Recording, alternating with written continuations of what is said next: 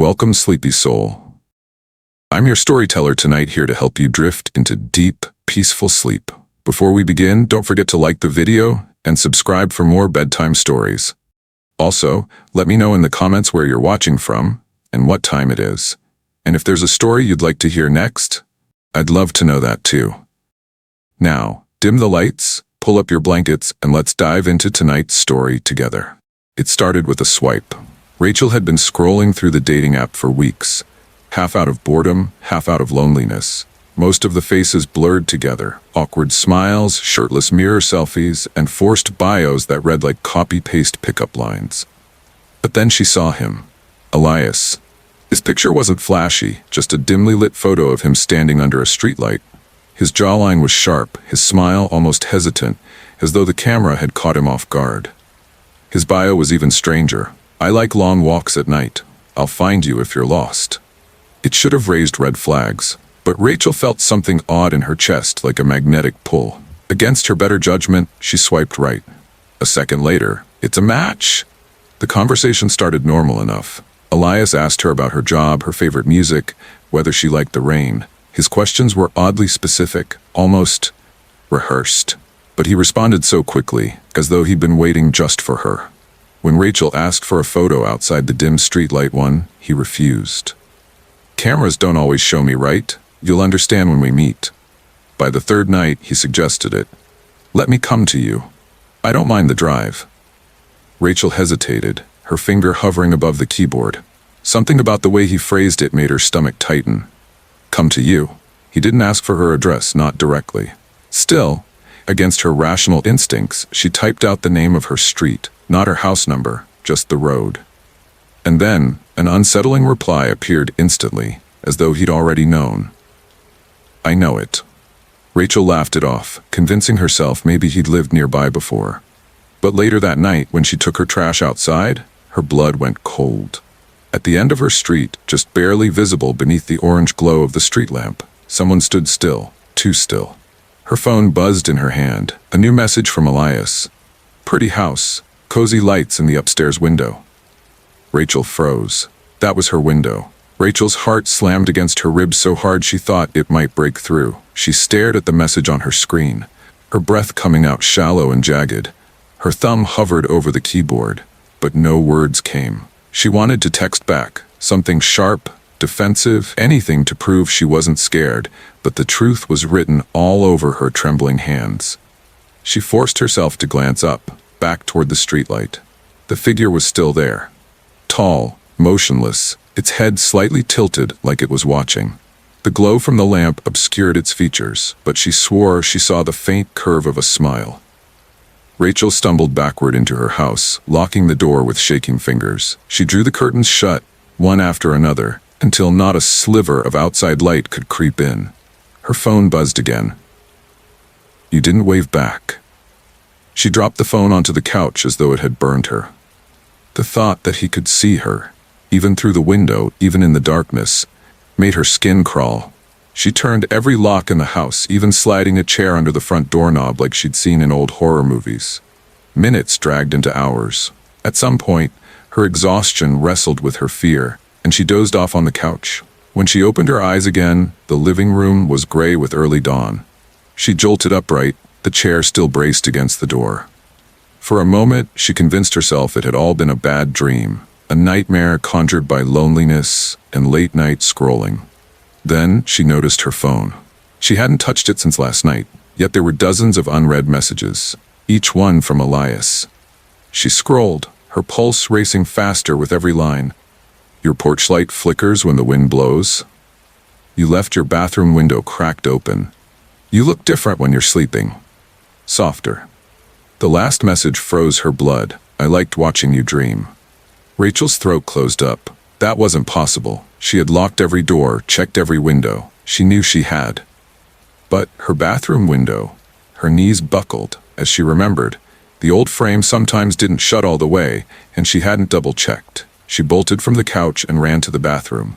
The window was closed now, locked tight. She stared at the latch, her fingers hovering above it, a terrifying question gnawing at her. Had it been open last night? And if so, who closed it? Her phone buzzed again, vibrating against her palm. "Don't bother looking. I'm gone for now. But we'll see each other again soon. I'll choose the time." Rachel backed into the hallway, her mind reeling.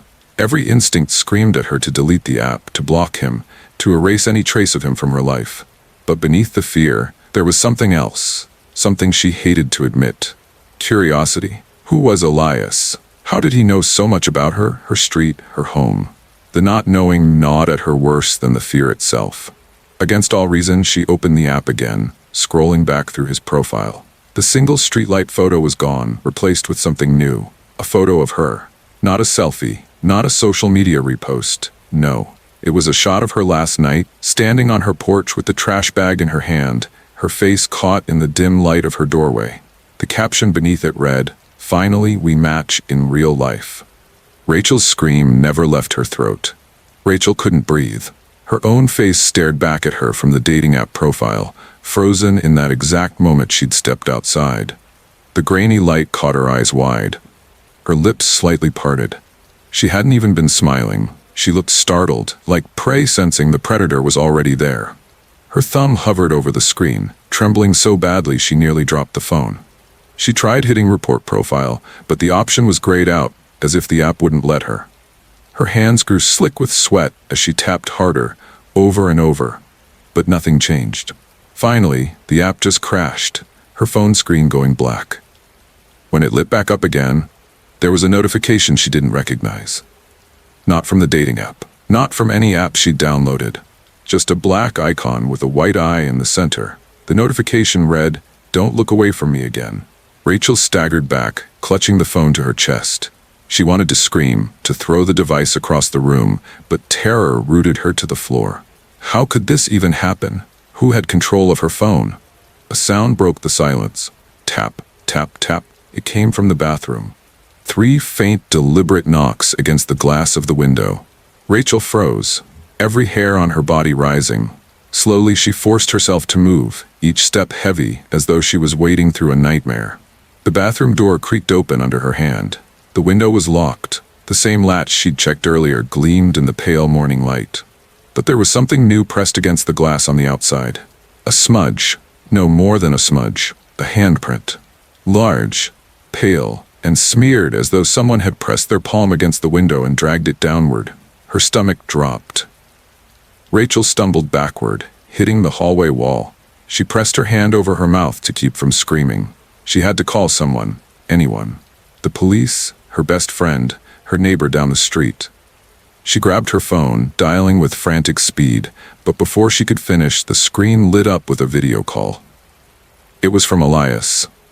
The eye icon blinked at her, the ringtone sharp and distorted, as though someone was whispering beneath the sound. Against her will, her thumb accepted the call. Her screen filled with darkness at first. Then, slowly, a face emerged, too close to the camera, too blurry, as though the lens couldn't hold him in focus. She could make out the sharp cut of his jaw, the hollow curve of a grin. "You look prettier up close," Elias whispered. Rachel hurled the phone onto the couch, the call still ringing in the room like a trapped voice. She grabbed her keys with shaking hands, yanked open the front door, and bolted outside. The morning was eerily still. No birds, no traffic, nothing. Just silence. Her car sat in the driveway, coated in dew. She sprinted toward it, fumbling the keys, her eyes darting everywhere. She shoved the key into the lock, yanked the door open, and slid inside. Her breath came fast, shallow. She jammed the key into the ignition and twisted. The engine sputtered, coughed, and died. Her phone buzzed again from inside the house. She turned her head toward the sound, her entire body trembling. From where she sat in the car, she could just barely see her living room window.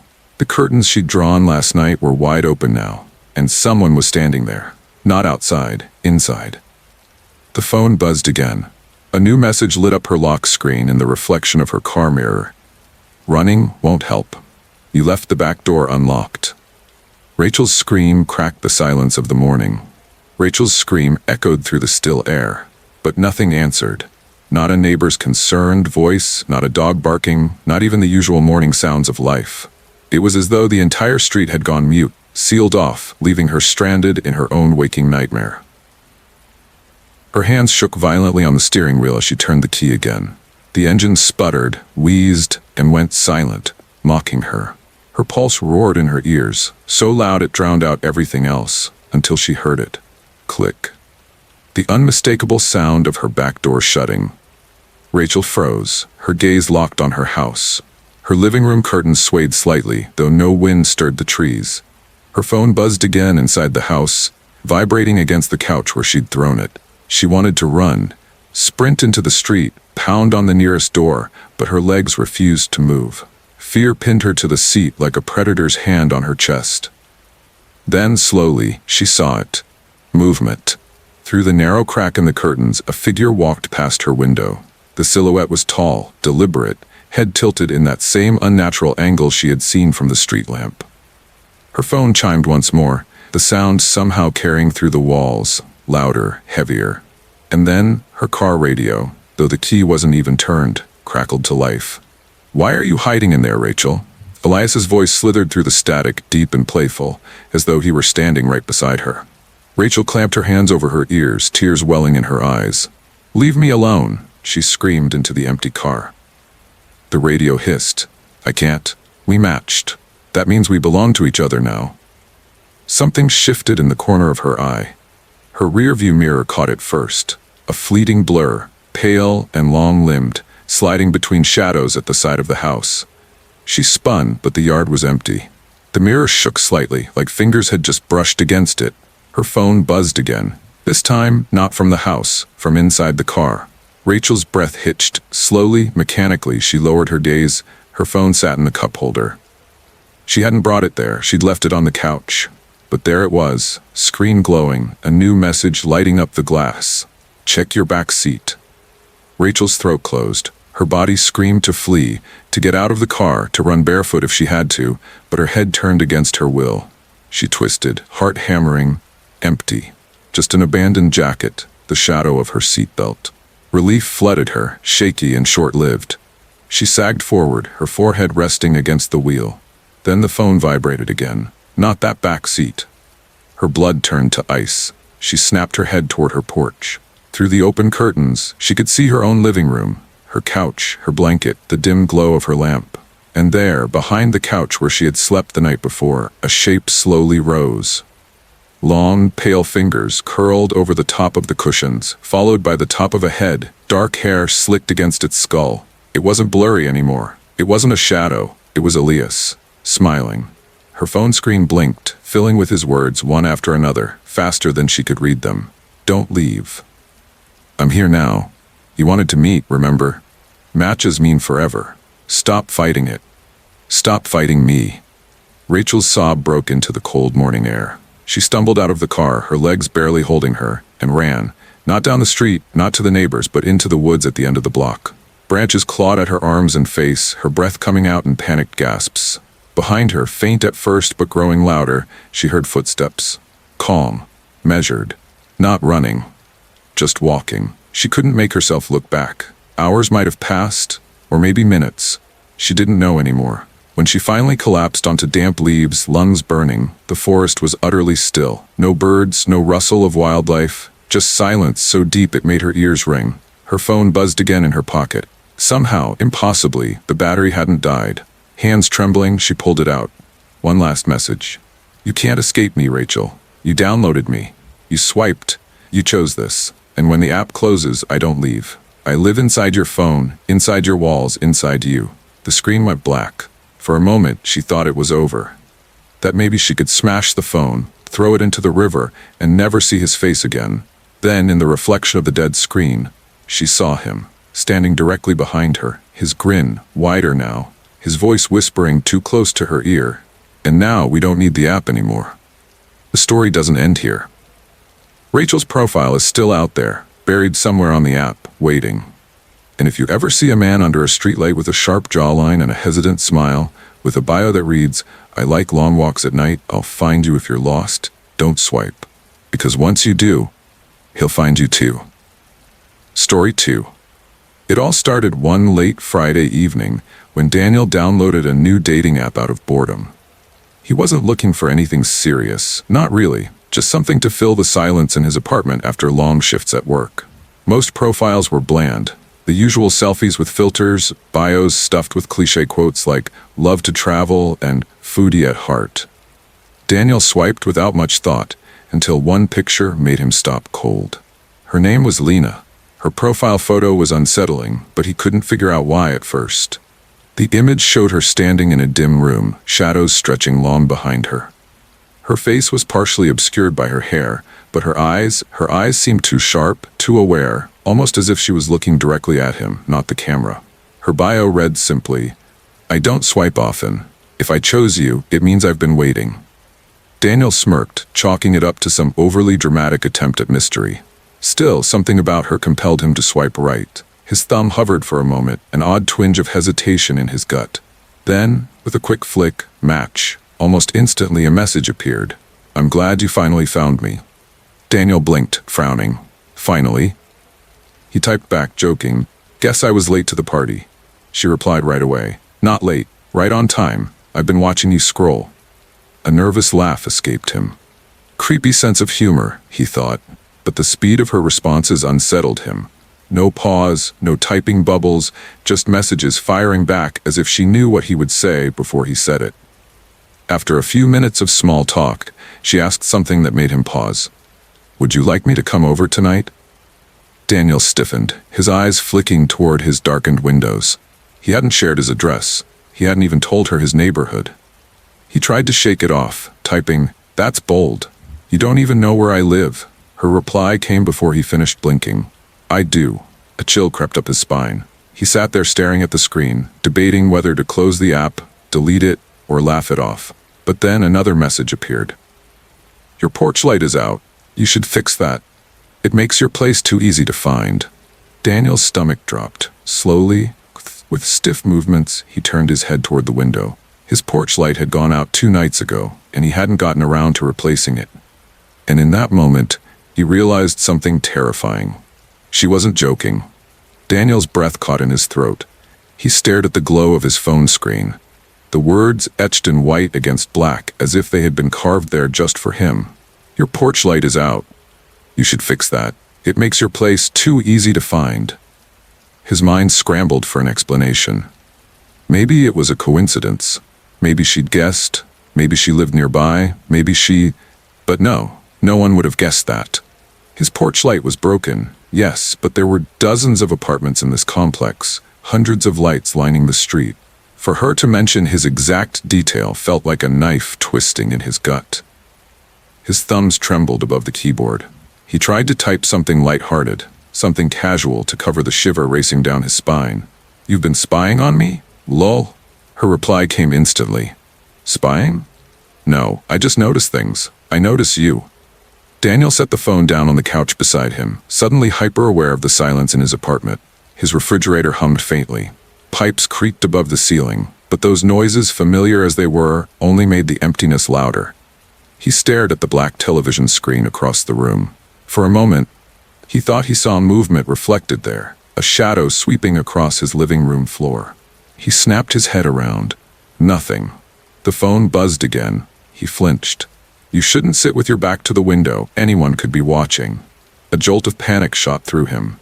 Slowly, with hesitant movements, he turned. His apartment window loomed behind him, the blinds half closed. The outside was darkness, a bottomless black where the faint shape of the parking lot lights blurred against the glass. He couldn't see out, but if anyone stood out there, they could see him. With a sharp tug, he yanked the blinds shut until no gap remained.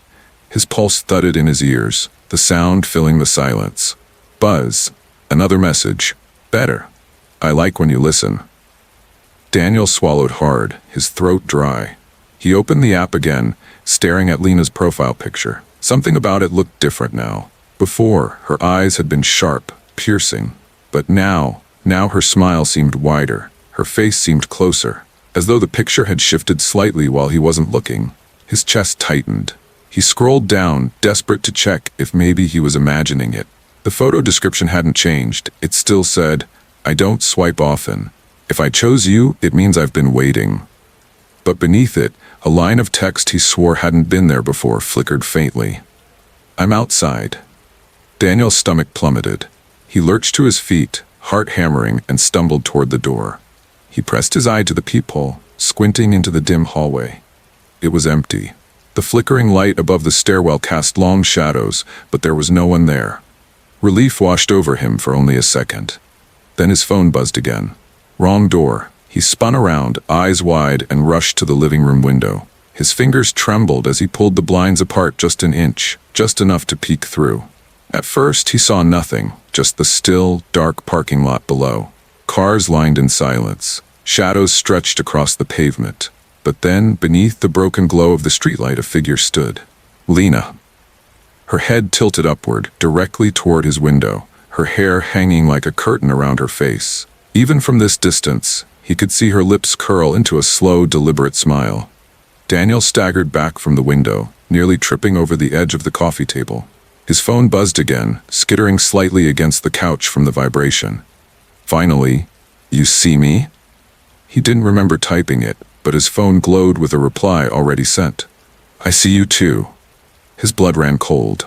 Daniel's lungs felt too small for the air he was pulling in. He clutched the phone, staring at the sent message. His mind screamed, "I didn't write that.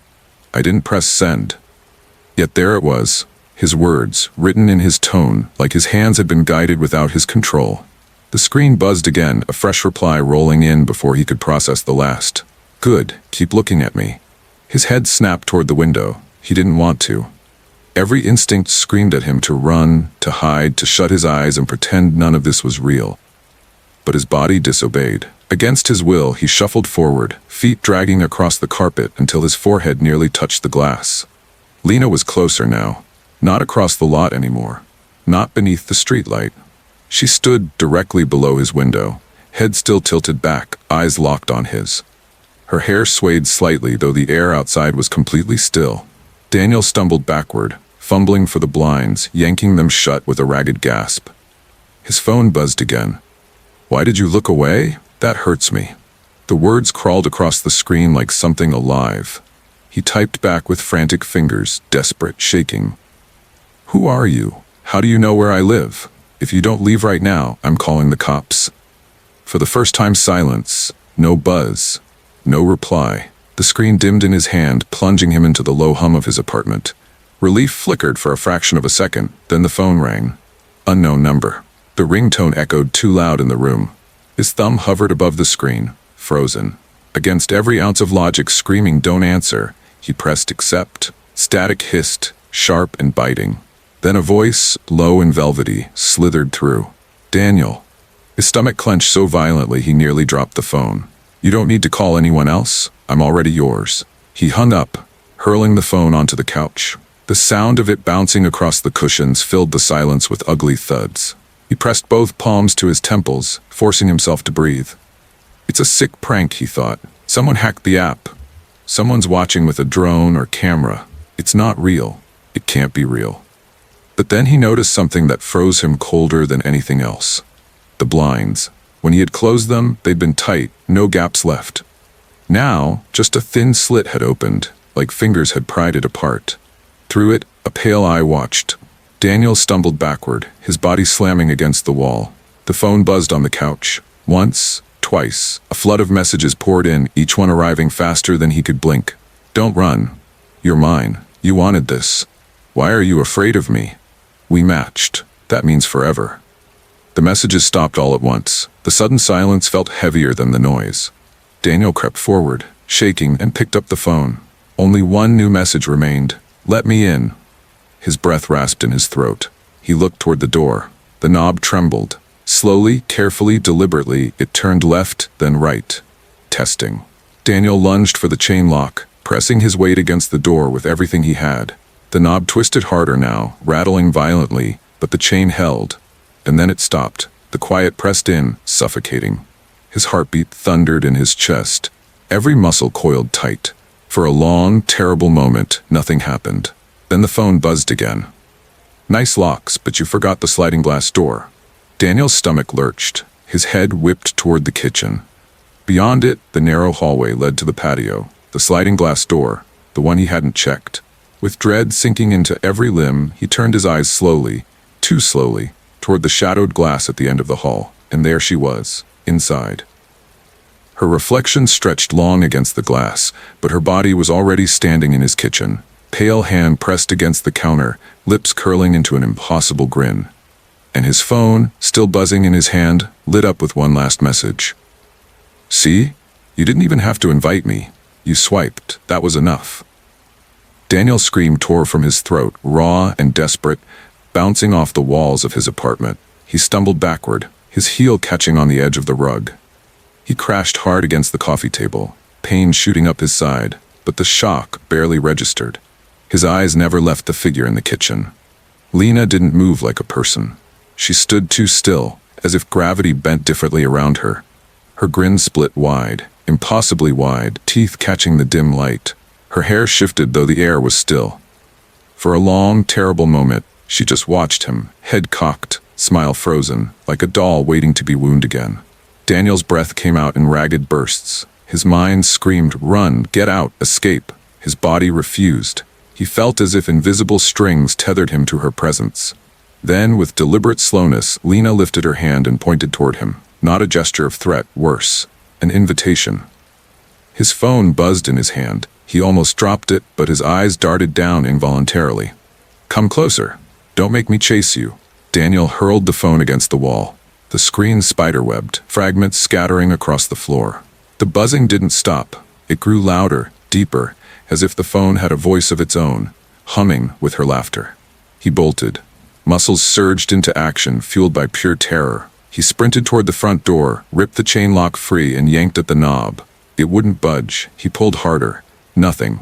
His panic doubled. He could feel her behind him, the air thickening, every hair on his arms rising like static electricity. The phone buzzed again from the broken pieces on the floor. "Leaving already? I just got here." Daniel spun, chest heaving.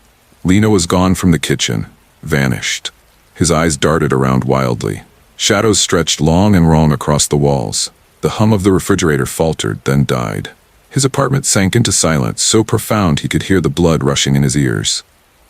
Then, faintly, from the bedroom down the hall, "Kriak!" A door opening. Daniel's veins turned to ice. That door had been closed. He hadn't gone near it.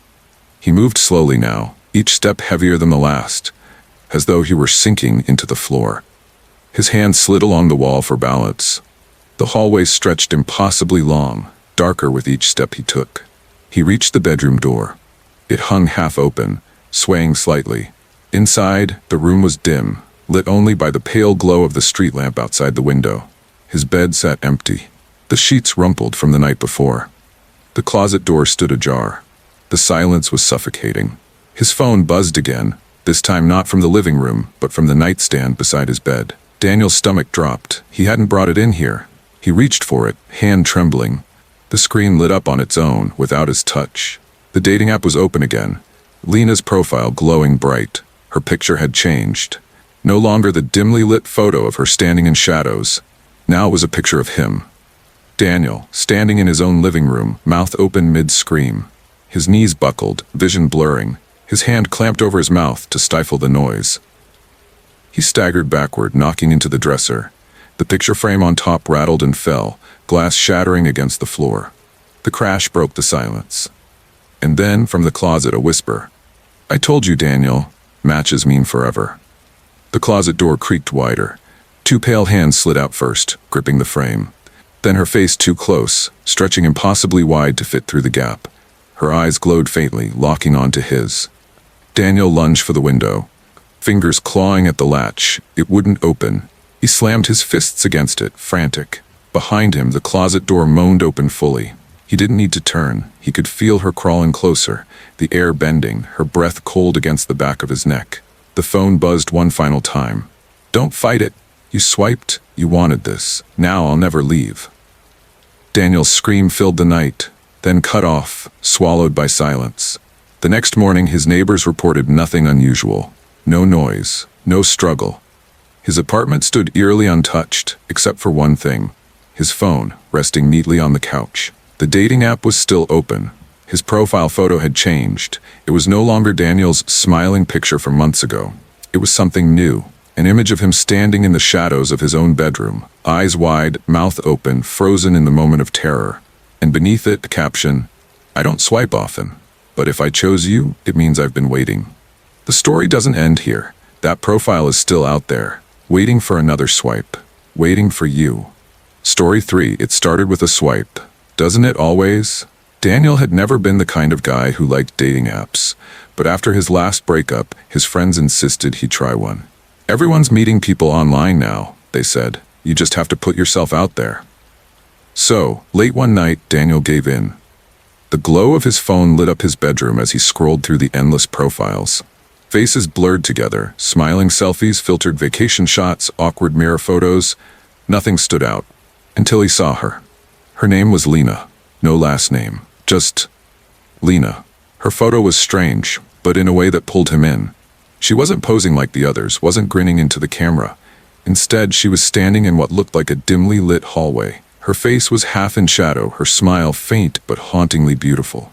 Her eyes, though, her eyes felt alive, like they were staring straight through the screen, locking onto him.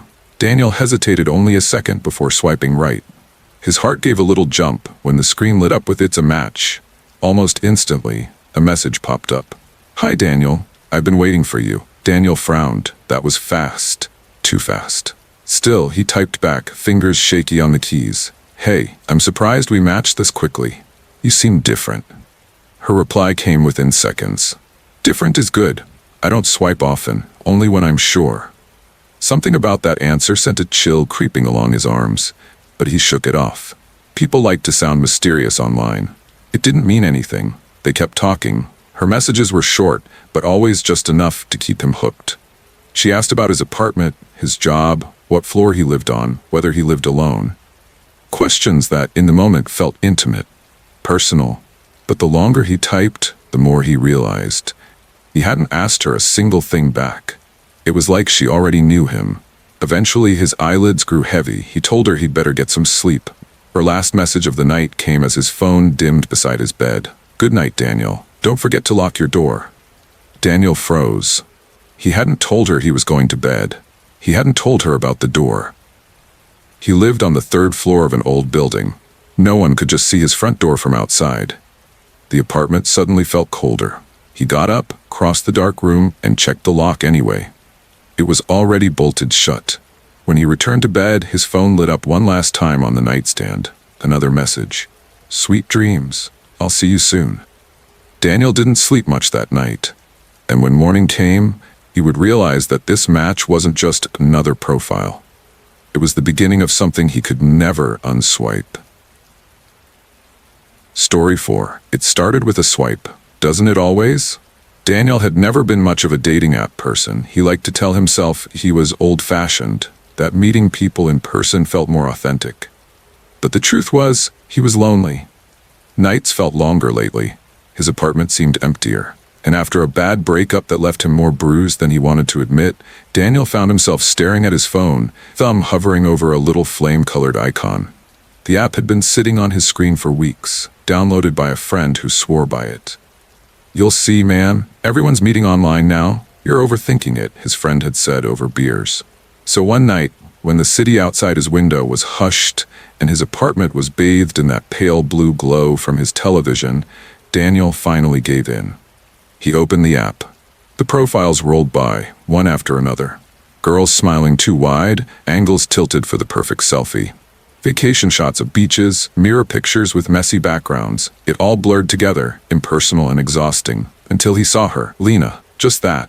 No last name. Her profile was different. Her photo wasn't staged. She wasn't in a bikini at the beach or laughing at brunch with friends. She stood in what looked like a hallway, the kind you'd pass through without thinking twice, but there was something off about it. The lighting was dim, shadows clung to the corners, and she stood in the center. Her head tilted ever so slightly, hair spilling over one shoulder, and her smile wasn't big. It was faint, almost secretive, like she knew something he didn't. But it was her eyes that held him. Even through the grainy picture, they were sharp, alive, piercing. It felt, for one strange second, like she was looking straight through the screen, straight into him. Daniel told himself he was being dramatic, that the late hour was messing with his head, but his thumb moved before he could stop it. Swipe right, a beat. Then his phone vibrated. "It's a match." His stomach dropped. That fast? Almost instantly, a message popped up. "Hi, Daniel. I've been waiting for you." Daniel's skin prickled. That was fast. Too fast. He hadn't even read her bio yet. He fumbled to type a response, trying to sound casual. "Hey, that's a unique opening line. You're confident." The reply came within seconds, as if she hadn't even needed to think. Not confidence. Certainty. "I don't swipe often. Only when I'm sure."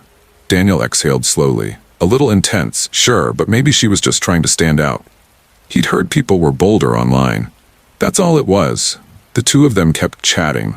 Her messages were short but calculated, each one just enough to keep him leaning closer to the screen. She asked about his life, but her questions felt specific. Not the usual, "What do you do for fun?" or "favorite movie." Instead, she asked, "What floor do you live on? Do you usually keep your curtains open at night? Is your apartment building old or new?" Daniel chuckled nervously at first, typing back answers without thinking. But as the conversation went on, he realized something unsettling. He hadn't asked her a single thing. Not where she lived, not her job, not her hobbies. It was all about him, and he kept giving her details she shouldn't know. Hours passed before he finally noticed the time. His phone clock blinked 2:47 a.m. "All right," he typed with a laugh. "I should get some sleep before I'm a zombie tomorrow." Her reply came fast, as always. "Good night, Daniel.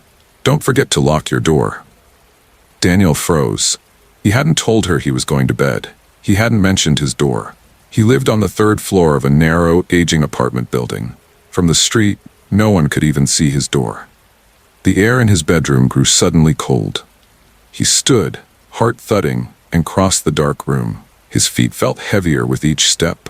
The metal lock on his front door was already bolted, exactly how he always left it at night. Still, he pressed his hand against it, as if that touch alone might reassure him. He turned back toward his room. On the nightstand, his phone lit up again. One more message. "Sweet dreams. I'll see you soon." Daniel didn't sleep much that night. Every sound in the apartment set him on edge. The groan of the pipes, the creak of the floorboards, the hum of the fridge. Shadows seemed deeper than usual, stretching too far, bending at the corners.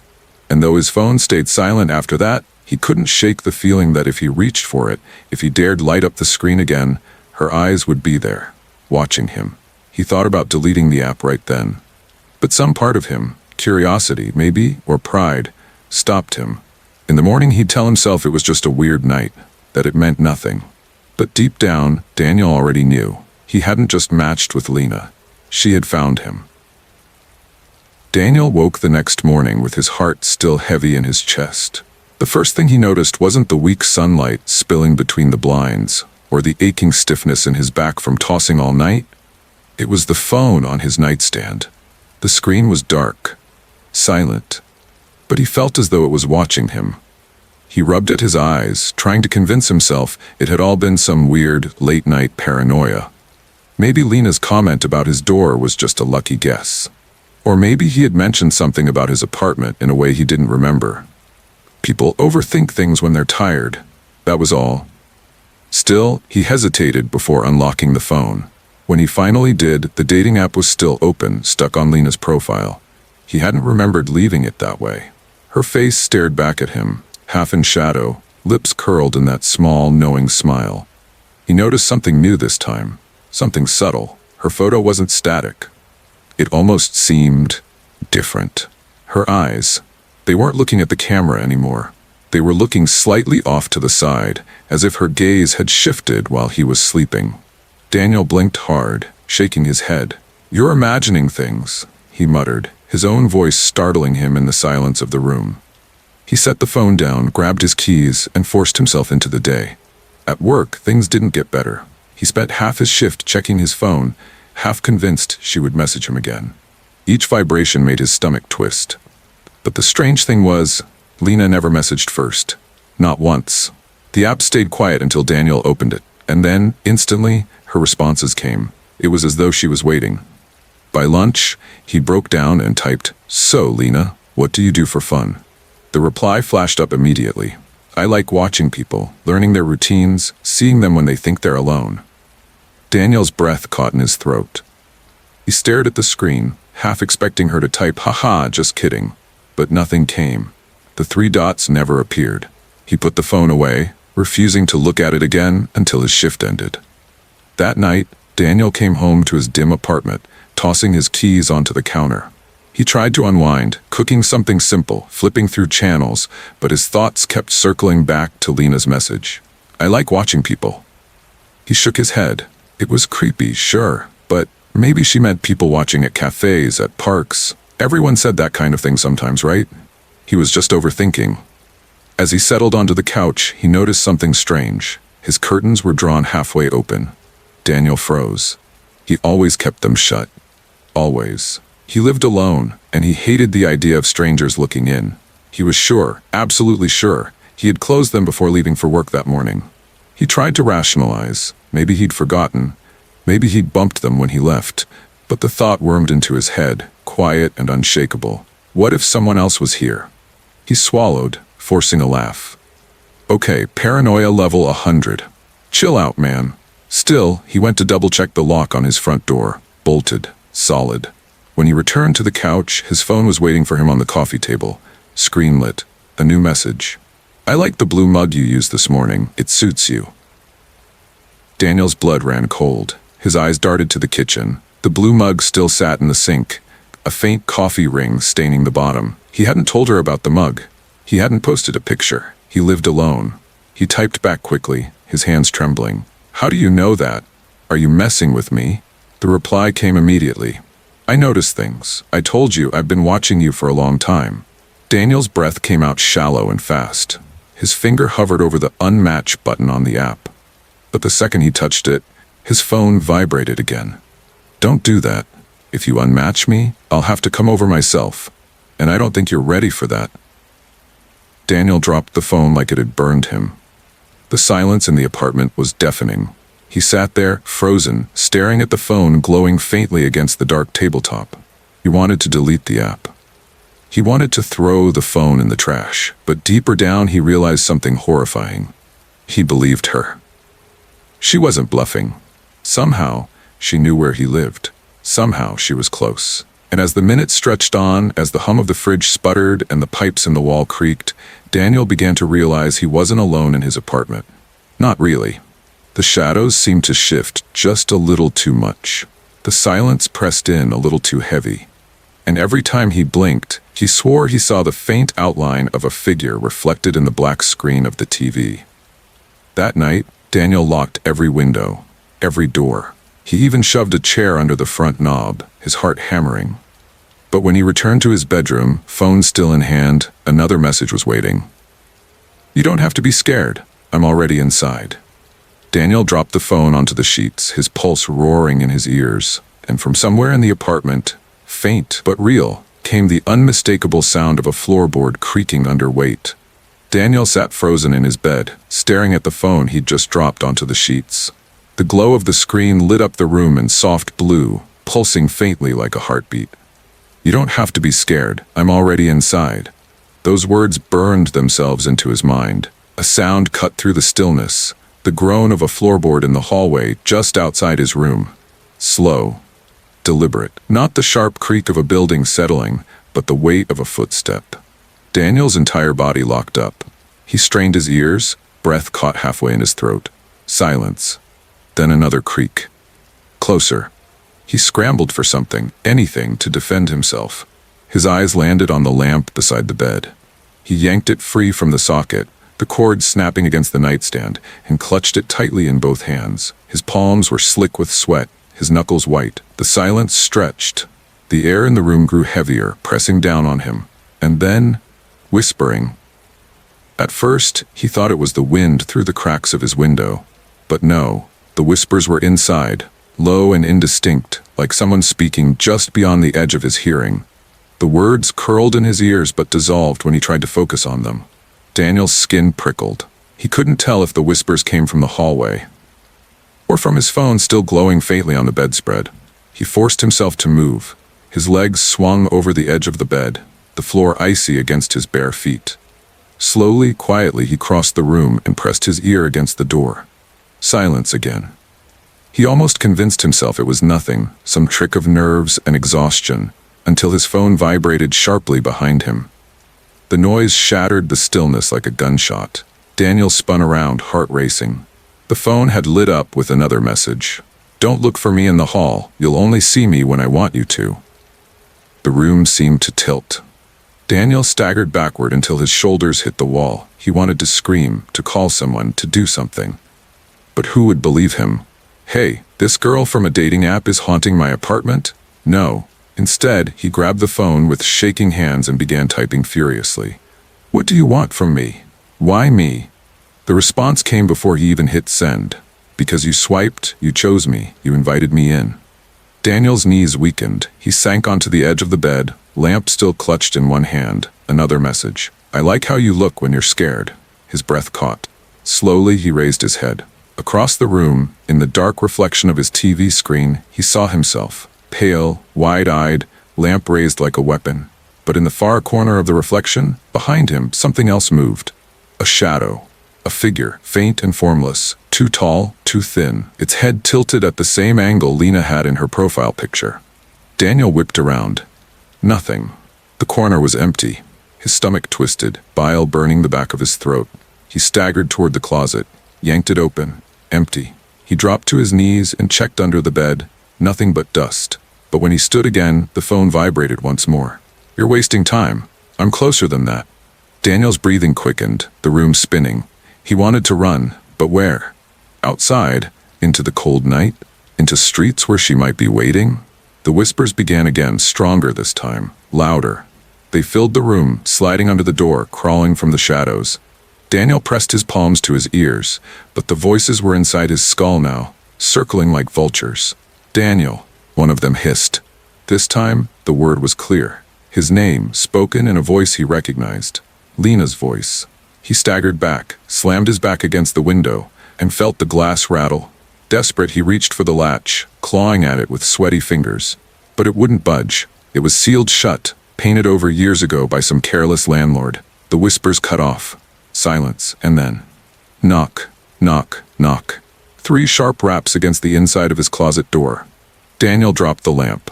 It shattered, the bulb exploding, plunging the room into shadow. The only light left was the faint glow of his phone screen on the bed. His chest heaved, every muscle screaming at him to run, but he couldn't. His eyes stayed fixed on the closet. Knock, knock, knock. Slower this time, almost playful. Daniel's phone buzzed again. His hands shook as he lifted it.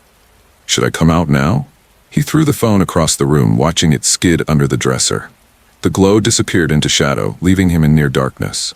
Silence again. His heart pounded, his vision swimming. Then, soft as breath against his ear, a whisper that made his blood turn to ice. "I'm already out." Daniel's heart stopped. The whisper had been right against his ear, warm, intimate, as though someone's lips had brushed the edge of his skin. He spun so fast he nearly fell, back slamming against the wall, eyes darting across the darkened room. Empty. But the air wasn't right. It was thicker now, harder to breathe, carrying with it the faintest trace of perfume, sweet, metallic, and unfamiliar. Lena's perfume. Daniel pressed himself flat against the wall, chest rising and falling in panicked bursts. His gaze fell on the closet door. It was wide open now. He hadn't touched it. The inside was a yawning black, deeper than it should have been, as though it stretched on, darker than any closet had a right to be. And from that darkness, 2 pale hands slid into view. Thin fingers curled over the doorframe. Daniel froze. They tightened their grip, nails tapping lightly against the wood, before something began to pull itself out, slowly, methodically. First came the shape of a head, tilted slightly to the side, hair spilling forward in tangled strands. Then a smile, faint and razor-sharp, stretched across a face that wasn't quite right. Too long, too perfect, too still. Lena, but not the Lena from the photo. This was something else, wearing her shape like a mask. Her body unfolded from the closet, unnaturally fluid, like she was being poured out of the shadows. She straightened, impossibly tall, her face half hidden in darkness. Her eyes glowed faintly, like dying embers, locking onto Daniel. He couldn't move, couldn't scream, couldn't do anything. The only sound was the faint buzz of his phone beneath the dresser, vibrating one last time. "I told you, matches mean forever."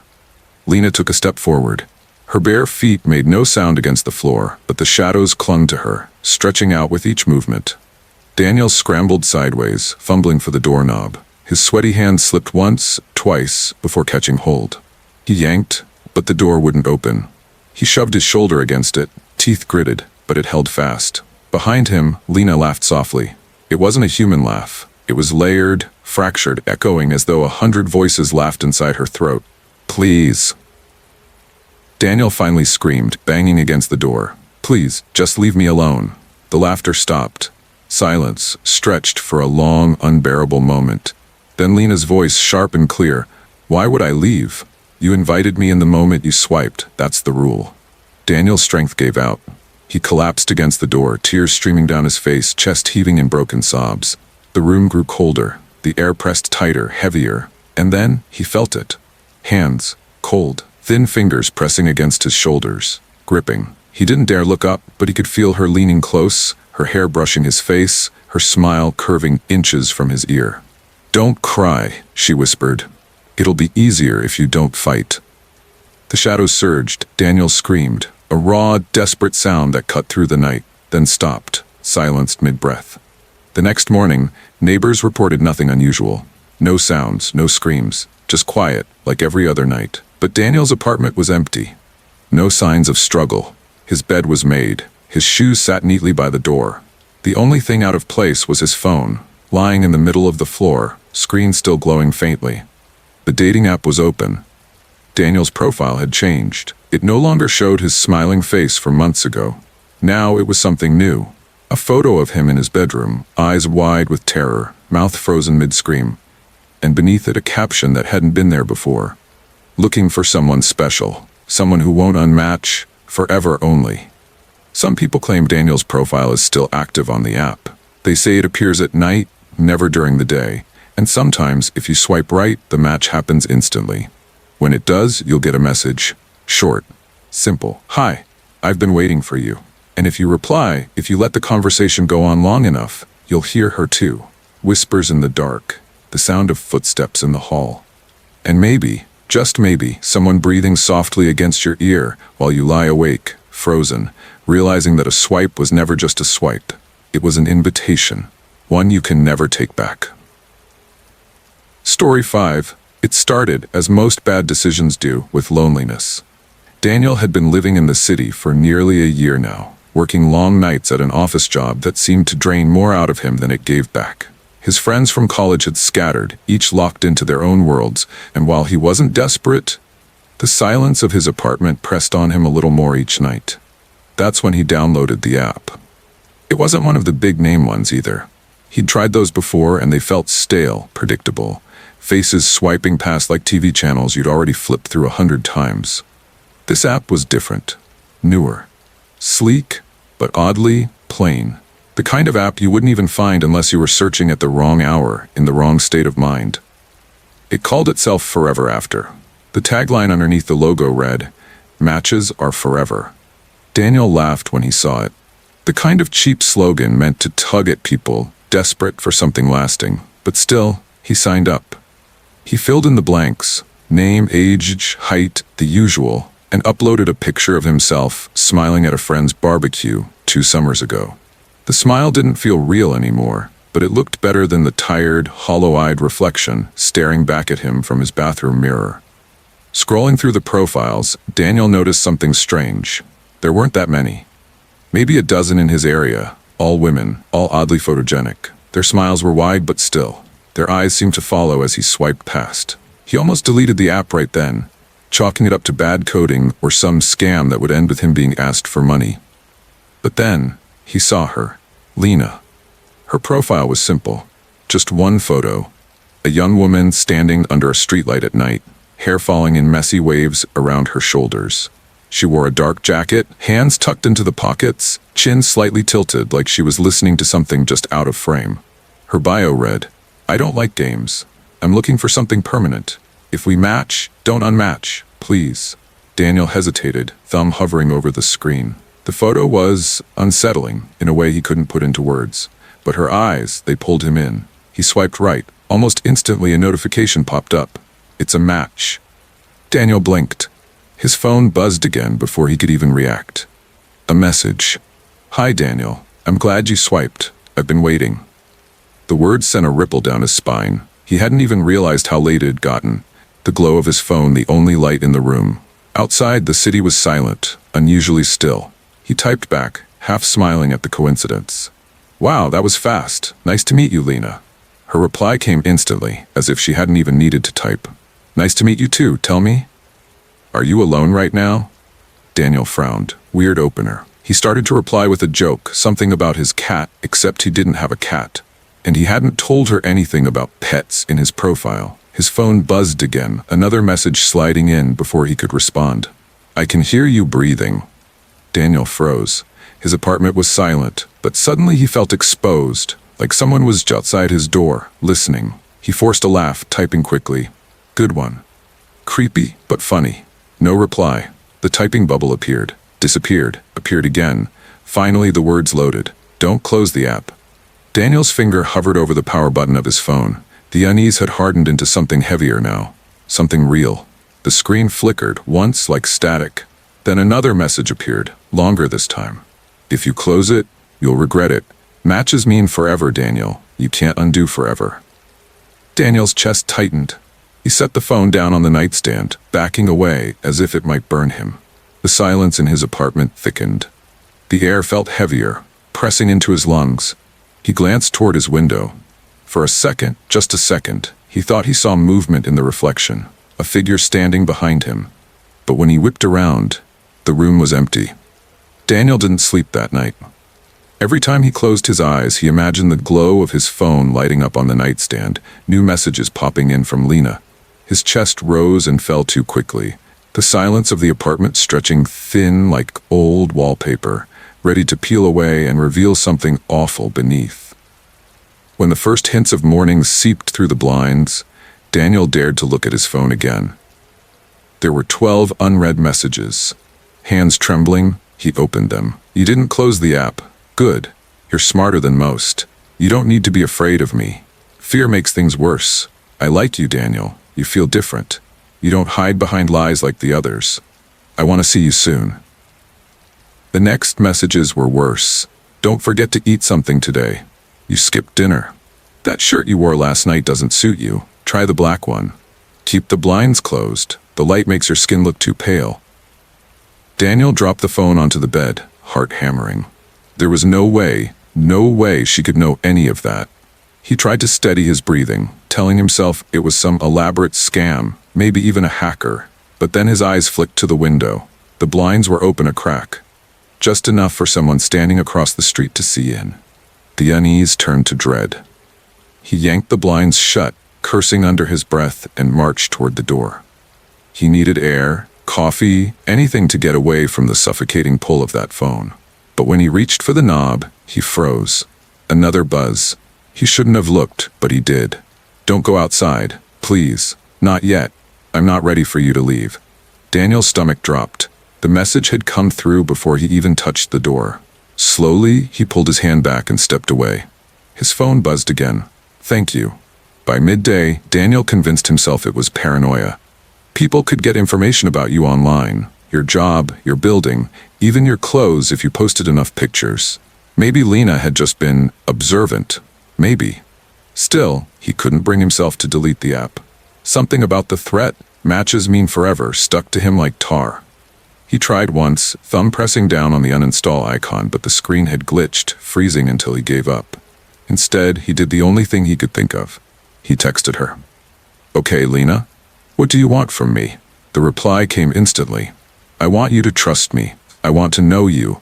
I want to be with you, forever." His throat tightened. He typed again. "You don't even know me." Another buzz. "But I do, Daniel. Better than anyone. Better than your friends. Better than your family. They left you, remember? They never really cared. I do. I'll never leave you." Daniel's hands shook so badly he nearly dropped the phone. Her words cut too close, like claws scratching straight into his ribs. But before he could reply, his phone camera suddenly clicked. The screen flashed white. Then another message appeared. "You look so handsome right now." Daniel's blood went cold. He hadn't touched the camera. He hadn't opened it. But his phone had taken a picture anyway. He flipped the screen around with trembling hands and nearly dropped it. The photo wasn't of him. It was of his bedroom window, taken from outside. Daniel stumbled backward, the phone nearly slipping from his sweaty grip. The picture on the screen made his heart pound so loudly it drowned out everything else. His own window, the one he had just slammed shut, captured from outside in the cold gray daylight. He dropped his phone onto the bed like it was a venomous snake and rushed to the window, yanking the blinds apart. Nothing.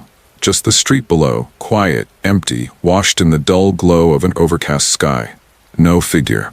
No camera, no Lena, but the sense of being watched lingered like a greasy film over his skin. His phone buzzed again. "Don't panic. I told you I like watching you. It's not bad. It's love." Another buzz. "You're safe. With me, you're safe." Daniel backed into the corner of his room, phone in one hand, the other trembling around the edge of his desk. "Who are you?" he typed, fingers shaking. "What do you want?" The typing bubble appeared, disappeared, appeared again. Finally a reply. "I want to come in."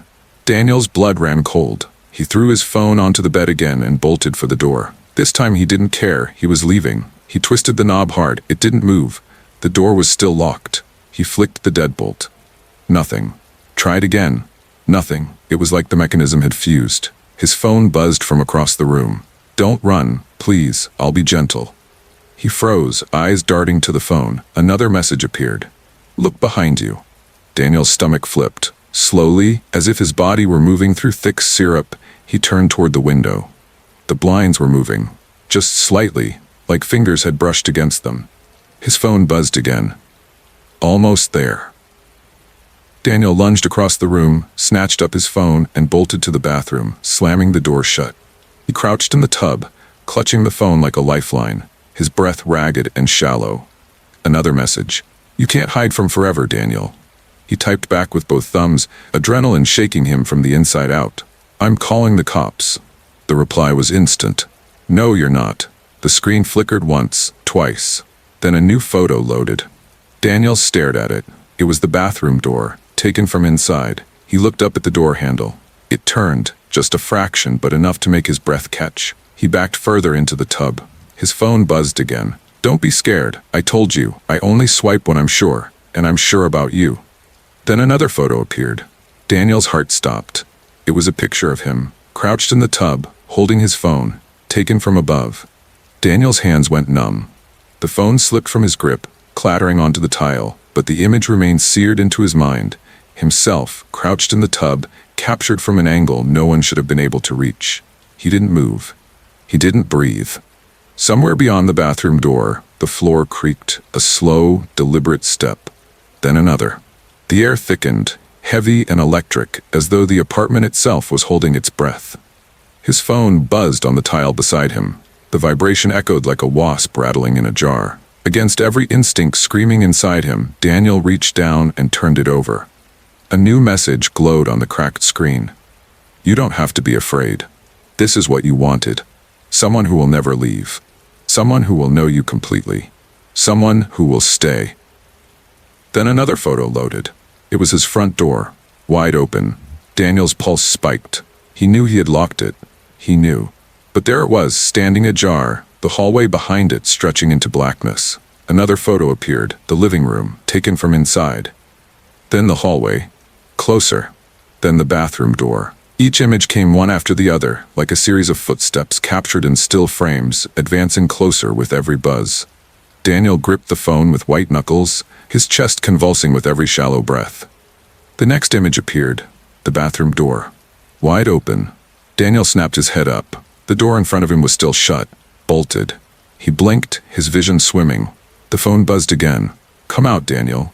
I can't wait any longer." The doorknob rattled, violently this time. Metal against metal, shaking hard enough to splinter the frame. Daniel screamed, grabbing the shower rod and yanking it down, brandishing it like a spear. The rattling stopped. Silence pressed in once more. His phone buzzed. "I told you not to be afraid." And then, another picture. Daniel gasped, bile rising in his throat. It was him, but not crouched in the tub anymore. This time, the image showed him standing in the living room, eyes wide, mouth half open in terror, clutching the shower rod. But he hadn't left the bathroom. He looked down at the phone. His reflection in the black glass of the screen stared back, except it wasn't moving when he did. Its mouth was stretching wider, smiling, even as his own face twisted in horror. The final message appeared. Matches mean forever, Daniel, and forever has already begun. The phone slipped from his fingers. The screen went black. In the silence that followed, he heard it at last. Soft, steady breathing. Not his own. Coming from directly above him. And that was the story of Daniel's last swipe. Forever After isn't an app you'll find on your phone store. But if you ever stumble across it, if you ever see those words, matches mean forever, remember this. Once you swipe, you don't unmatch, ever. Story 6. Daniel wasn't the kind of guy who believed in fate. But loneliness has a way of making you believe in things you'd normally laugh at. It was a cold Thursday night when he downloaded the app. He'd been staring at his ceiling for hours, replaying the same thought. What if no one ever really knows me? He didn't want another casual chat or empty conversation. He wanted something real. Something permanent. The app appeared at the bottom of a random forum thread. Not Tinder, not Bumble. This one was called Forever After. Its tagline read, "Matches mean forever." At first, Daniel chuckled. Corny, he thought, but his finger still tapped download. The sign-up was strange. No option to connect through social media. No detailed prompts about hobbies or interests. Just his name, age, height, and a single photo. That was it. It felt unfinished, bare bones, but he pressed on. Within minutes of logging in, the feed of profiles began. Women, mostly. Their photos looked off somehow. Not filtered or glamorous, but captured in strange, dimly lit places. One woman stood in a stairwell, her face blurred slightly as if she moved when the picture was taken. Another leaned against a cracked bathroom mirror, the reflection warped. But then came her. Her name was Lena. The photo was simple. She stood under a flickering streetlight, her face tilted upward as if listening to something just above the camera. Her hair spilled in waves, her eyes gleamed strangely bright even in the low light. Her bio read, "I don't swipe often, but when I do, it's because I know. If we match, don't unmatch, please." Daniel hovered his thumb over the screen, chest tight with a mixture of curiosity and unease. Something about her expression, the faint, unreadable smile, the way her eyes seemed to lock on his even through the screen, made him feel as though he were already chosen.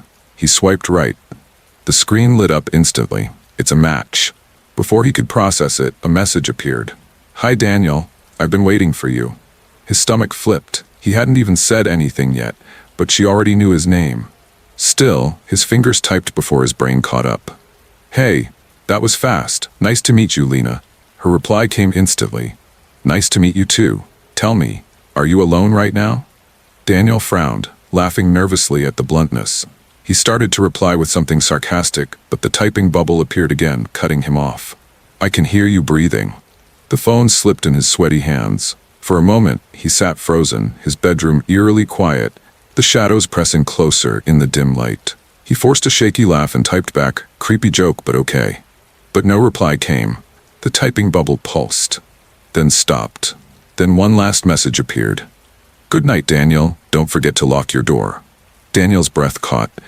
He hadn't told her anything about his apartment, about his door, and his front door, 3 floors up, down a long hallway, wasn't visible to anyone outside. His chest rose and fell quickly, heart thundering. Still, he climbed out of bed, padding across the creaking wooden floor to check. The bolt was locked, secure. He exhaled, forcing a laugh, telling himself it was a coincidence, just a creepy guess.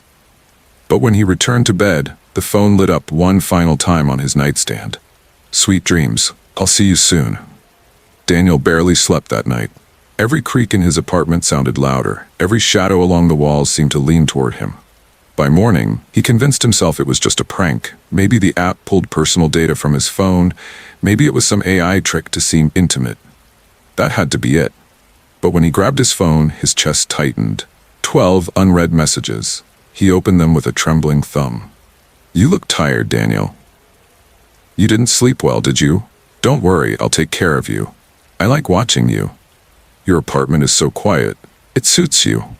The next messages froze him in place. "Don't forget breakfast this time. That gray hoodie isn't flattering. Try the black one instead.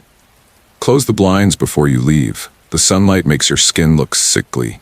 Daniel's stomach dropped. He hadn't told her about skipping breakfast. He hadn't worn that hoodie since yesterday evening.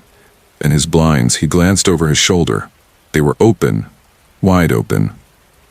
A tight breath caught in his throat as he rushed to close them, palms sweaty against the cord. He yanked them shut, then stood in the dimness of his room, suddenly aware of how exposed he'd been all night. Another buzz. Better. You look handsome in the dark. Daniel's knees almost buckled. He typed back, hands trembling. Okay, Lena, who are you?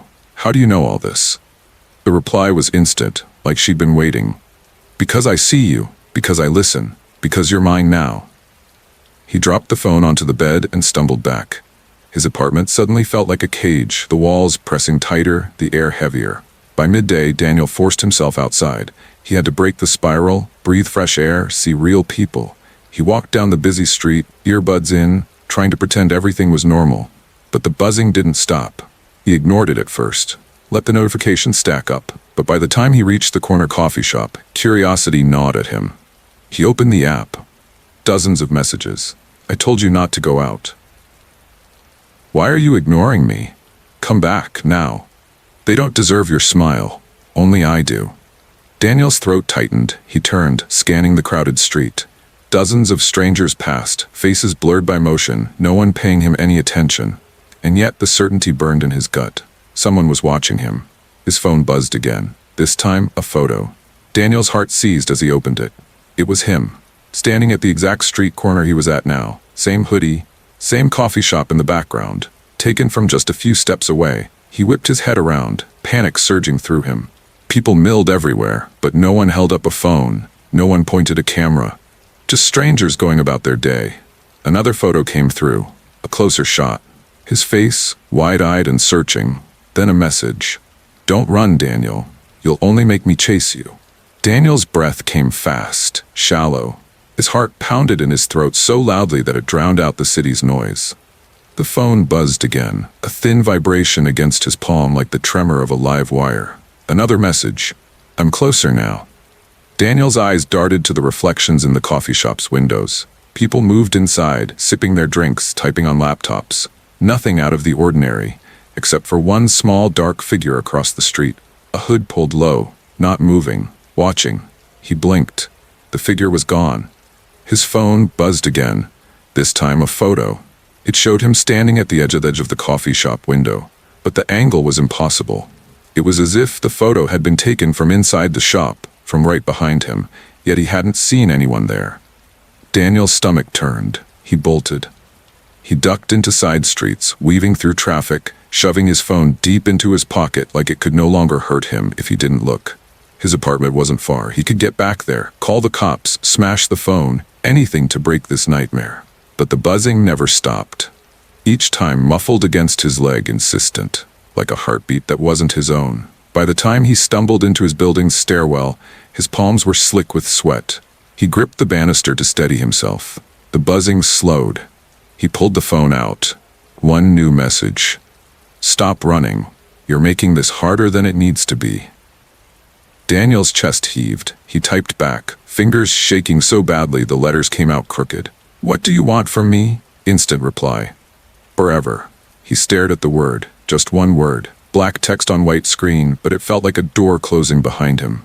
His thumb hovered over the uninstall button. This time he pressed hard, desperate. The screen flickered, froze, then went black. Relief flooded him. He exhaled. It was over. Then the screen came back on by itself. Another photo appeared. It was his apartment door. Wide open. Daniel's throat constricted. He looked up the stairwell. His door was still 3 floors up. But he could feel it now, a cold draft trailing down the concrete steps reaching for him. Another message. Don't be scared. You invited me in the moment, you swiped right. Daniel's legs moved on instinct. He scrambled up the steps, 2 at a time, fumbling for his keys. He burst into his apartment, slammed the door, threw the deadbolt. His phone buzzed. Another photo. The living room, taken from inside. Then another. The hallway, closer. Then his bedroom door. Daniel's hands went numb. He spun, staring at the closed door to his room. His phone buzzed once more. Almost there. The doorknob rattled. Daniel froze, every nerve in his body screaming to run, but where could he go? The doorknob to his bedroom rattled harder this time, the metal clinking like teeth chattering in the cold. His phone slipped from his trembling fingers and landed on the floor with a sharp crack. The screen lit up again, glowing brighter than it should have in the dim apartment. "You don't have to hide from me. We're perfect for each other." The voice wasn't in the message this time. It was in the room. Soft, feminine, familiar. The same tone from Lena's profile audio, the flirty recording she had uploaded. Daniel's mouth went dry. He edged backward toward the kitchen counter, his hand fumbling for anything sharp. His fingers closed around a paring knife, useless against whatever was on the other side of that door, but it was all he had. The knob twisted one last time. Then silence. Daniel's pulse hammered in his ears. He forced himself forward, knife raised, and yanked the bedroom door open. The room was empty. Just the shadows of his furniture stretched across the floor. His phone buzzed on the ground behind him. He turned slowly. The screen now showed a live feed, not a photo this time. The grainy camera view was of his living room, but the camera wasn't his. He didn't own one. On the screen, something tall and slender stepped into view.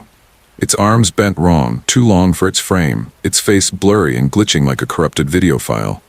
And yet, the smile, the tilt of its head, it looked just like Lena's profile picture. Daniel stumbled back, the knife clattering to the floor. The figure on the screen turned its head sharply, as though hearing the sound. Then slowly it turned toward the camera, but instead of looking into the lens, it looked past it, directly at him. The phone vibrated violently, the sound so loud it filled the entire apartment.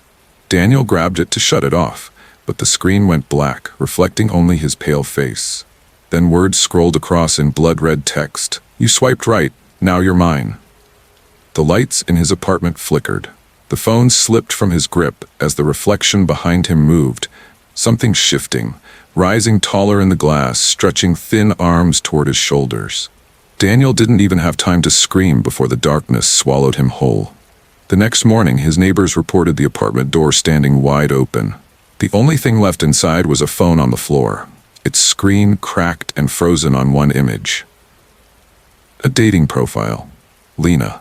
Status, online now. Story 7. It all started with a swipe. Maya had been single for a while, and like most of us, she thought she'd try her luck on a dating app. The endless scrolling, the little dopamine hit of a match, it all felt harmless, like a game. But then she found him. His profile was simple, one picture, dimly lit, showing only half his face. His username was Ethan94, and his bio read, "Looking for something real, no games." Something about the starkness intrigued her. Unlike the others who plastered their profiles with staged smiles and quotes, Ethan's mystery felt authentic. They matched instantly. Within minutes, a message appeared. "I've been waiting for you." Maya laughed to herself, assuming it was just a cheesy opener, but there was something strange about the phrasing, like he truly meant it. Still, she decided to play along. Their conversation flowed easily, though Ethan had a habit of deflecting personal questions. When she asked where he lived, he'd reply with something vague, like, "Not far from you."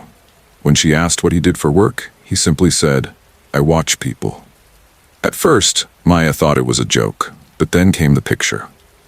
Late one night, as she scrolled through their chat, her phone buzzed with a new message. It was a photo, not from his profile, not filtered, not staged. It was her, sitting at her desk, taken through her window.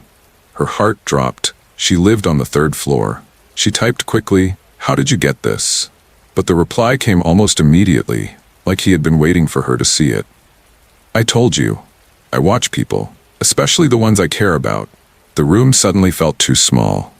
Maya locked her windows, double-checked her door, and tried to convince herself it was some elaborate prank.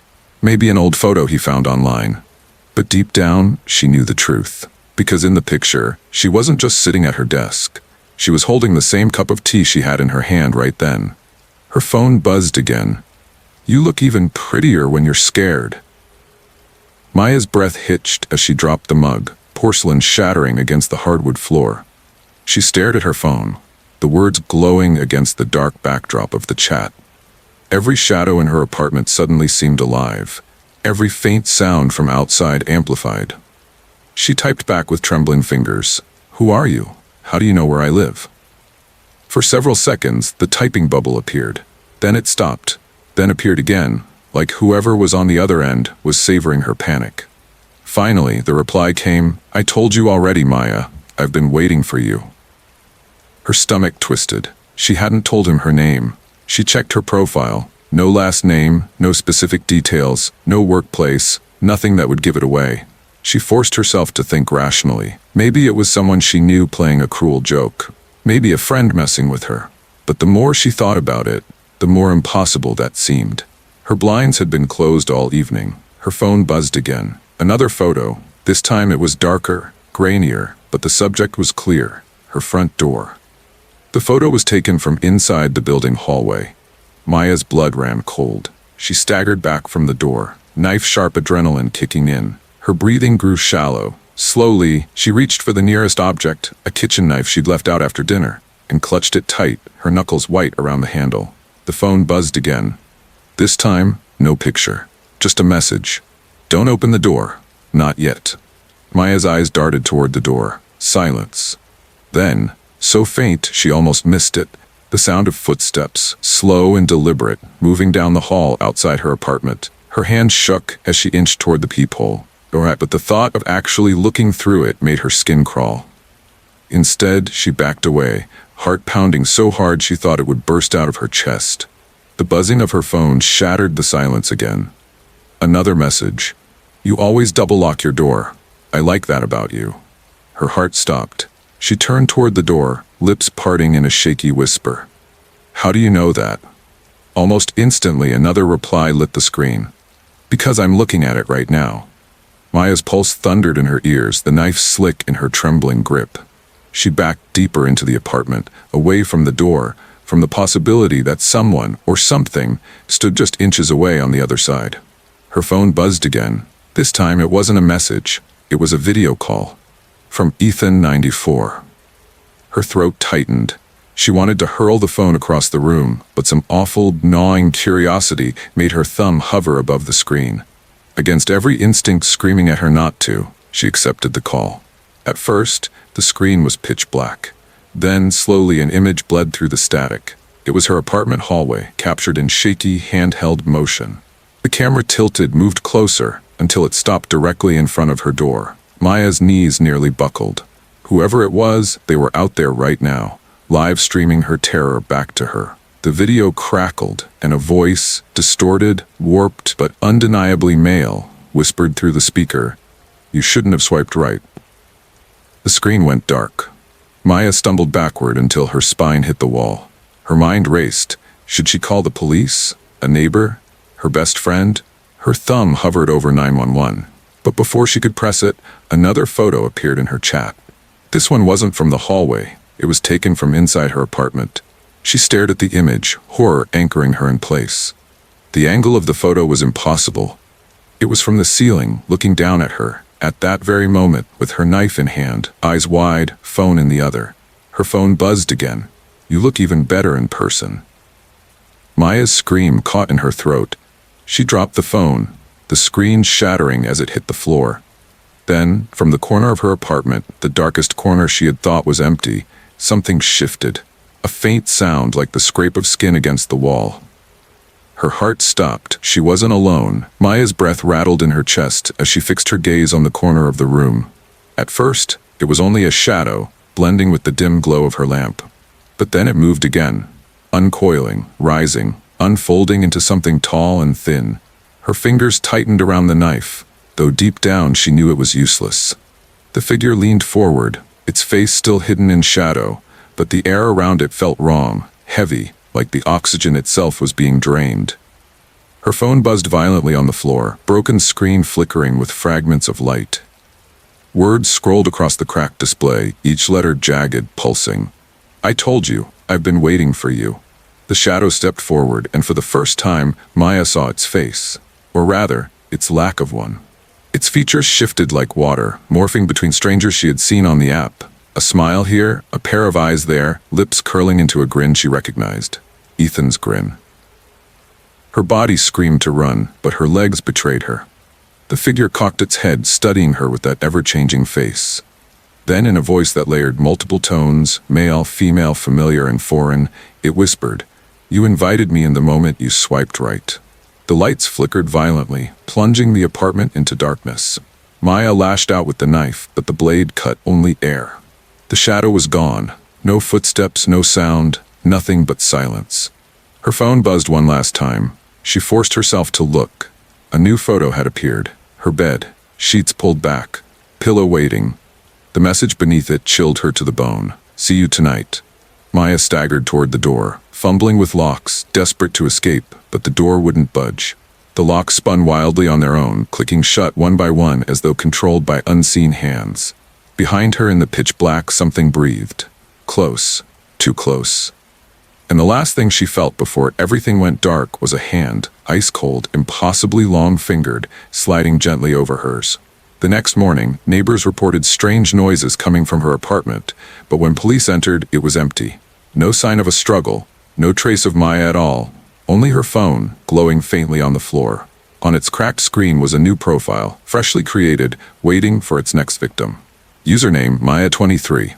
Status, online now. Story 8. Emma wasn't the type to use dating apps. She always thought they were superficial, just faces to swipe past late at night. But after moving into a new city where she barely knew anyone, loneliness pushed her to try. It started out harmless. A few awkward chats, cheesy pickup lines, some polite rejections. Then came a profile that caught her attention.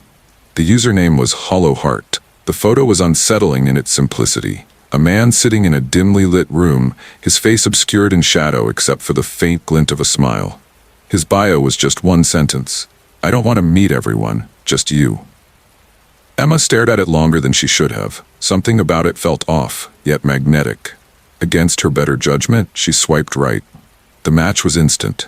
Her phone buzzed with a message before she could even exit the screen. You finally found me.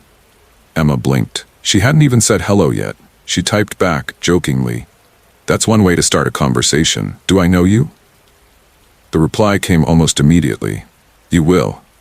She tried to laugh it off. Maybe he was just being mysterious. They chatted for a while, though Emma noticed he avoided certain questions. He never said where he lived, what he did for work, or even his real name. Instead, his responses circled back to her. What she liked, where she worked, what she was wearing right now. Emma's stomach tightened when she read that last question. Because she hadn't told him. And when she hesitated, he sent another message before she could type. Blue sweater, curled up on your couch. You look comfortable. Emma froze, her phone slipping slightly from her hand. She turned her head toward the window. The blinds were closed, but the feeling of being watched pressed against her like invisible hands. She typed with shaking fingers. How do you know that? 3 dots appeared, then stopped, then reappeared. Finally, the message came through. Because I've been here the whole time. Her heart hammered in her chest. She bolted to the door, checking the lock twice, 3 times. She moved from window to window, pulling the blinds tighter. Every corner of her apartment suddenly felt hostile, every shadow too deep. Her phone buzzed again. A photo this time. It was her, taken from outside her building, through her 3rd-floor window. And at the bottom of the photo was one chilling line. Don't close the blinds. I like to see you. Emma's hands trembled so violently that she almost dropped her phone. Her throat tightened, a cold burn rising in her chest. This has to be a prank, she told herself. Maybe one of her co-workers found her profile and was playing some sick joke. But no one at work knew her new address. She hadn't even updated her emergency contact information yet. The phone buzzed again, pulling her out of her thoughts. Another photo. This time closer, zoomed in on her window. The faint outline of her reflection was visible, frozen in the exact pose she was sitting in right now, her face pale, her phone glowing in her hands. She gasped and dove for the light switch, plunging the apartment into darkness. Her breaths came fast, shallow, her heart pounding like it wanted to escape her ribcage. Her phone lit up once more. That's better. I can see you more clearly in the dark. Emma's legs gave out and she collapsed to the floor, pressing her back against the wall. She could feel her body trembling, the cool hardwood against her palms grounding her just enough to think. Call the police. That was the obvious move. But what would she say? Someone matched with me on a dating app, and now they're sending me photos of my apartment. Would they even believe her? Another buzz. This time, a live video call request. Emma's stomach dropped. Her thumb hovered over the screen. She wanted to reject it, to throw the phone across the room, but some horrible magnetic pull forced her to accept. For a moment, the screen was pitch black. Then, static flickered and the camera adjusted. It was her building. The camera was angled upward, showing her window from the street below. She saw her curtains, the faint outline of her lamp. And then, horrifyingly, the video tilted slowly until the view panned down to the hand holding the phone. Long fingers, pale skin, nails tapping against the glass as if impatient. And then the voice came, low and distorted, slipping through the speaker like oil. "Why are you hiding, Emma? You wanted to meet me, didn't you?" Emma dropped the phone with a strangled cry. It clattered across the floor, the screen still glowing. The sound of footsteps echoed faintly through the speaker, measured, steady, growing louder. Not from the street, from inside her building. Emma scrambled on her hands and knees, snatching up her phone and ending the call with shaking fingers. The silence that followed was worse. Her apartment felt like a coffin, the walls pressing inward, the shadows deepening. Then, footsteps. Not through the speaker this time. Real, heavy.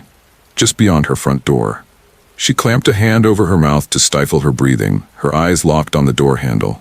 For a long, awful moment, nothing happened. Then came a slow, deliberate rattle.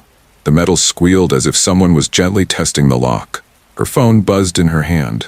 Another message. She almost didn't want to look, but the vibration was unbearable. "You always double lock your door. Smart girl." Emma's chest tightened.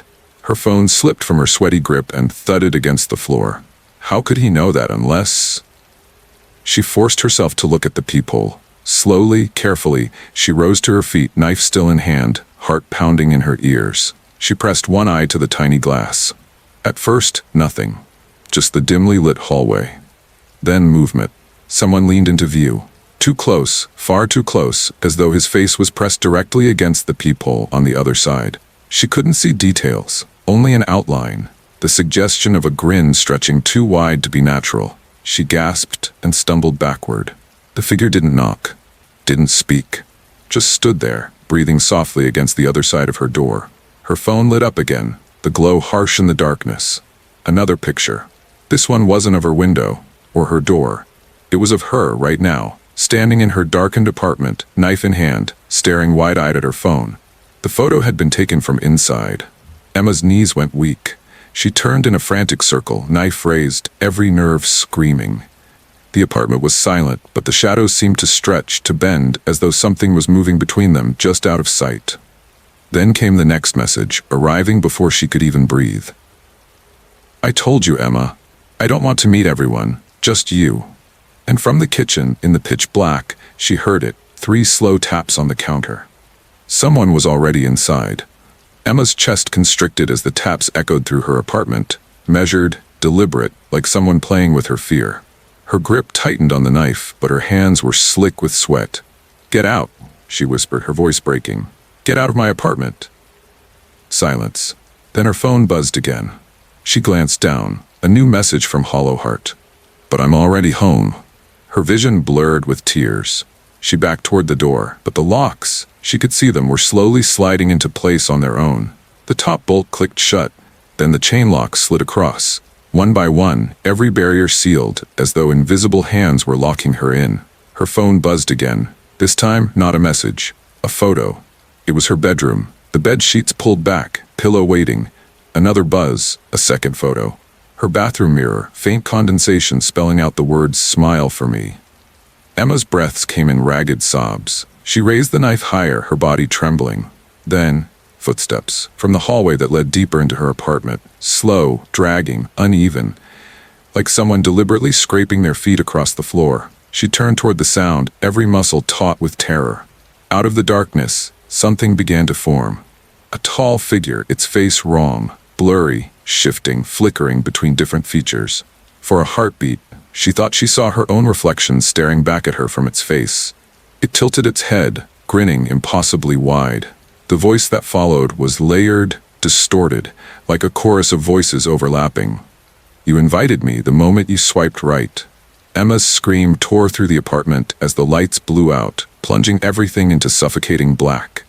Her phone clattered to the ground, its cracked screen still glowing faintly. One last message appeared before the battery died. Status: in a relationship. The next morning, neighbors reported Emma's apartment door standing ajar. Inside, there was no sign of a struggle. No sign of Emma at all. Only her phone on the floor, screen dark, app still open. A new profile had appeared. Username, Emma92. Bio, I don't want to meet everyone. Just you. Status, online now. Story 9. Ryan had never been lucky in love, so when he downloaded a new dating app called Heartstrings, he didn't expect much. The interface was strange, dark background, pulsing red icons, but it promised matches made on a deeper level.